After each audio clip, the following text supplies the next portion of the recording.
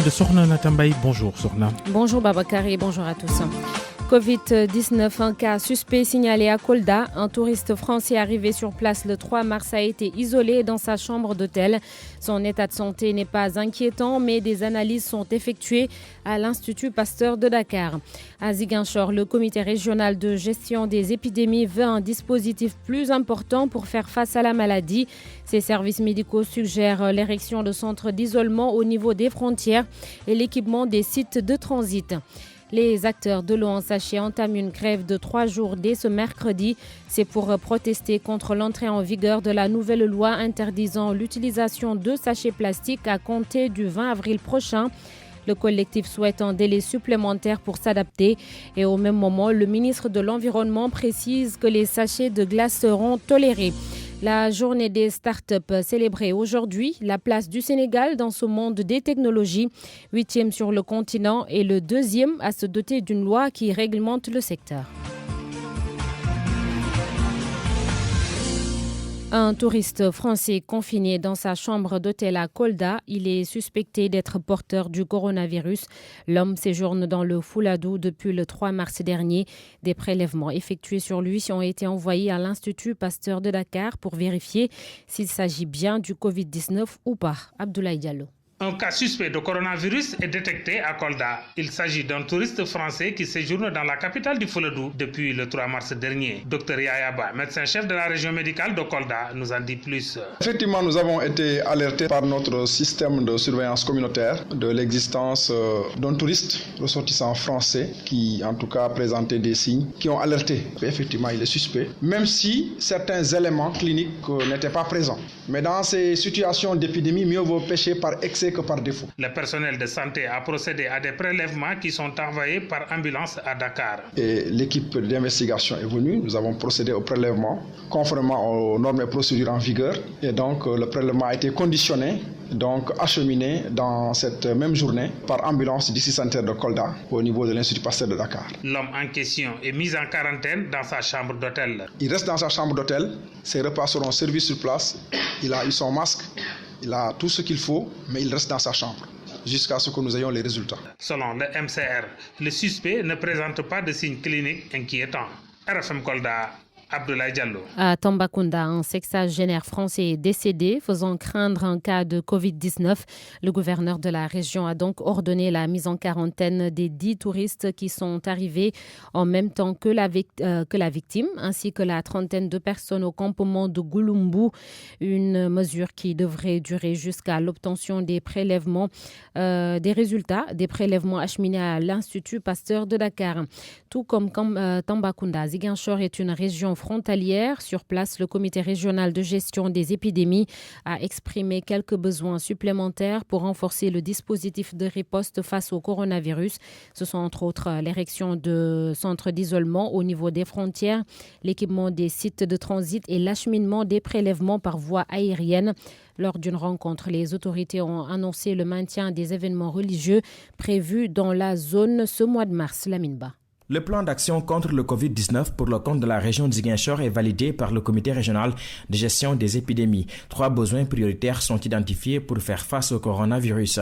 Maud Malik Diop, médecin-chef de région de Ziguinchor. Pour les sites d'isolement, là, c'est surtout au niveau des postes frontaliers, les terrestres, n'est-ce pas, où nous avons exprimé des besoins par rapport aux tentes et autres. On le disait aussi au cours de la réunion. Donc, nous, les échantillons seront acheminés par la route. Donc, ce qui va augmenter les délais, n'est-ce pas, de rendu des résultats. Imaginez-vous si vous voulez mettre, n'est-ce pas, en quarantaine, n'est-ce pas, un malade, attendre au moins 24 heures, n'est-ce pas, avant d'avoir les résultats, c'est trop pour nous. Il faut plaidoyer pour que les prélèvements puissent être acheminés, n'est-ce pas, par voie aérienne. Les sites de transit, c'est ce qu'on a au niveau des districts, des centres de santé particulièrement. C'est des locales qui n'ont pas de toilettes ni rien du tout. Et c'est la raison pour laquelle j'insiste vraiment sur l'appui, n'est-ce pas, de Sénégal Airlines pour que les prélèvements soient acheminés, n'est-ce pas, par voie aérienne. Dans la stratégie de prévention contre la propagation du Covid-19, les Les interdictions des gamous, du bluff et du phony ne sont pas à l'ordre du jour, mais les autorités ont reçu des instructions allant dans le sens de faire respecter les mesures préventives. Guy Diouf, gouverneur de la région de Ziguinchor. L'État a instruit les autorités administratives pour le respect des mesures préventives. Dans ce cadre-là, des dispositions sont déjà prises en perspective des gamous, du phony et du bluff. Le comité régional de gestion des épidémies évalue à 50 millions l'enveloppe nécessaire à la mise en œuvre du plan d'action de lutte contre le Covid-19 dans la région de Ziguinchor. Lamine Ba, Ziguinchor, Radio Futur Média. 17 personnes victimes d'une intoxication alimentaire à Gossas. Elles ont consommé le même repas dimanche dernier lors d'une cérémonie organisée par l'association des menuisiers de la commune. Jusqu'hier, toutes ces personnes étaient en observation. Notre correspondante à Fatick, Aminata Goudiaby. Les 17 personnes touchées par cette intoxication alimentaire ont toutes été admises au centre de santé de Gossas. Elles ont souffert de maux de ventre, diarrhée et vomissements aigus. Et jusqu'à hier mardi, des victimes de cette toxi-infection alimentaire collective ou communautaire étaient encore en observation. Le médecin-chef du district sanitaire de Gossas note tout de même une bonne évolution de leur cas. Leur état de santé est stable. Les autres ont été soignés et sont rentrés chez eux. Tout commence le lundi 8 mars dernier. L'association des menuisiers de Gossas s'était donné rendez-vous au quartier d'Angou de la commune dans le cadre de ses activités mensuelles. Le repas servi pour le déjeuner serait à l'origine de cette intoxication alimentaire collective. La nourriture aurait été préparée avec des denrées alimentaires infectées ou avariées selon certains, mais pour d'autres, c'est la salade qui a accompagné le poulet qui aurait été mal lavé. Les agents de santé de leur côté disent ne pas être en mesure de donner les causes exactes de cette intoxication pour le moment. Le docteur Amadiba, médecin-chef du district sanitaire de Gossas, insiste quant à lui sur le respect des règles d'hygiène. Il précise également que des analyses médicales approfondies seront effectuées sur les victimes âgées entre 7 et 40 ans. Aminata Goudiaby, Fatick RFM. Il est 7h06. Les sachets utilisés pour la vente d'eau seront interdits à compter du 20 avril prochain. Les acteurs de cette filière regroupés au sein d'un collectif sont en grève de 72 heures à partir d'aujourd'hui. Pour eux, le ministère de l'Environnement devait privilégier la concertation et il rappelle les 30 000 emplois menacés par cette loi. Abdourahmane Diallo. Mercredi, jeudi et vendredi, 3 jours de grève décrétés par les acteurs de l'eau en sachet. Ils décident d'arrêter la production et la vente de l'eau. Gorambeng, président des vendeurs de sachets d'eau dans le département de Mbour. On invite tous les acteurs de l'eau à respecter ce mot d'ordre de grève. Les usines, les véhicules, tous ne seront pas fonctionnels. Encore une fois, on s'excuse auprès des populations. On ne l'a pas fait pour leur faire souffrir, mais on a un combat noble. Ces producteurs et vendeurs d'eau dénoncent la loi contre l'utilisation des sachets en plastique qui doit entrer en vigueur dès le 20 avril prochain. Le ministre a décidé de fermer toutes les usines ou faire arrêter toutes les activités qui concernent la production de l'eau en sachet. Donc cette grève, c'est une manière de vous montrer, une fois que la décision est prise, c'est comme ça que ça va se passer. Certes, ça va nous impacter, nous, les vendeurs, mais la population aussi va souffrir. Selon ce collectif de vendeurs de sachets d'eau, avec l'application de cette loi, plus de 30 000 personnes seront envoyées au chômage. RFM Mbour. Abdourahmane Diallo. Le ministre de l'Environnement annonce tout de même que les sachets utilisés pour la glace seront tolérés pour le moment. Abdou Karim Sall était à Saint-Louis pour assister à un comité régional de développement sur la loi interdisant les sachets plastiques.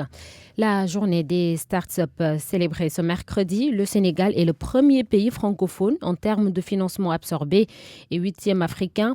Le deuxième pays africain à se doter d'une loi qui réglemente le secteur. Maintenant, on doit mettre l'accent sur les statuts et l'accroissement des financements. Selon Abdou Azissi de Impact Hub, Makumba Bey. 234 startups africaines ont pu lever un peu plus de 2 milliards de dollars, une progression de 74% comparée à l'année précédente. Le Nigeria se taille la part du lion avec 747 millions de dollars, 37%. Les 7 premiers sont tous des pays anglophone. Le premier pays francophone est le Sénégal, 8e avec 16 millions de dollars sur 6 financements, selon Partech, une firme spécialisée sur les startups. Le Sénégal est seulement le deuxième pays d'Afrique à se doter d'une loi qui favorise le développement des startups, après la Tunisie. Une loi d'application immédiate. Très bonne selon Abdou Aziz Sy, qui dirige l'incubateur Impact Up, mais il faut maintenant mettre l'accent sur le financement et les statuts. Il reste toujours du financement pour les startups early stage, celles qui démarrent. Il faut vraiment chercher à ce que les startups aient un statut complet. Je pense que le Startup Act, l'idée c'était vraiment que les startups aient un statut à part. Comme on dit une SARL, comme on dit une SAS, qu'on puisse à ce moment-là dire une startup. Et que ce statut-là permette un certain nombre de choses. Le Sénégal devance le Maroc, le Rwanda, la Tunisie et de loin son principal rival ouest-africain, la Côte d'Ivoire. Notre pays vise à être le centre névralgique du grand secteur du numérique en Afrique de l'Ouest. Merci beaucoup Makumba Bey. Il est 7h10 et c'est la fin de ce journal, Babacar. Merci Sorna Natambaye. On enchaîne les titres sport. Youssouf Bodjan. La Ligue européenne des champions en football, 2 novices en quart de finale. Il s'agit des Allemands de Leipzig qui ont sorti Tottenham 3-0. Les Italiens d'Atalanta Bergame qui ont éliminé Valence, score final hier 4-3.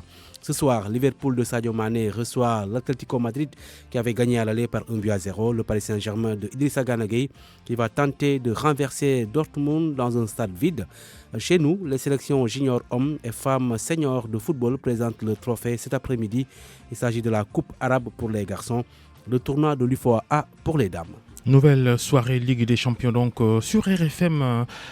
PSG Dortmund et Liverpool Atlético Madrid, matchs à suivre sur notre antenne à partir de 20h donc ce soir. Bonjour Maïssi Dimbaye. Bonjour Babacar. A tout de suite pour votre chronique du mercredi sur RFM Matin.